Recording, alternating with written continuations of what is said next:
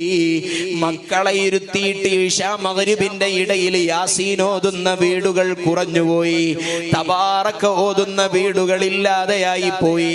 റാത്തിബത്തുൽ ഹദ്ദാദ് മക്കളെ കൊണ്ട് ചെല്ലിപ്പിക്കുന്ന ഉമ്മമാർ വളരെ കുറഞ്ഞു പോയതാണ്. ഇന്നത്തെ കാലത്തെ പ്രതിസന്ധികളിലുള്ള ഏറ്റവും വലിയ പ്രയാസങ്ങളിലൊന്ന് എന്ന് നമുക്ക് അന്വേഷിച്ചാൽ അറിയാൻ കഴിയും.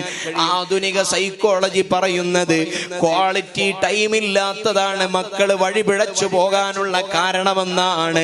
കാരണം ഉമ്മമാർക്ക് മക്കൾക്ക് കൊടുക്കാൻ സമയമില്ല, ഉപ്പമാർക്ക് കൊടുക്കാൻ മക്കൾക്ക് കൊടുക്കാനുള്ള സമയം ഉപ്പമാർക്കില്ല.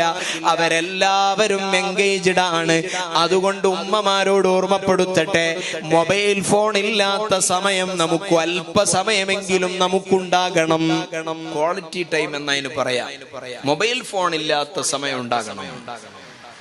ഒരാളോട് മൊബൈൽ ഫോൺ ഇല്ലാതെ മക്കളെ മുഖാമുഖം നോക്കിയിട്ട് പറയാൻ, വരി മക്കളെ നമുക്ക് യാസീൻ ഓതാന്ന് പറയാൻ കഴിയണം. ഉമ്മാക്ക് കഴിയണം.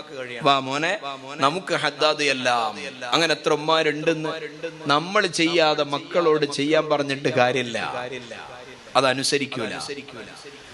മക്കൾ അനുസരിക്കണമെങ്കിൽ നമ്മൾ ആദ്യം അത് ജീവിതത്തിൽ പുലർത്തുന്നവരാകണം.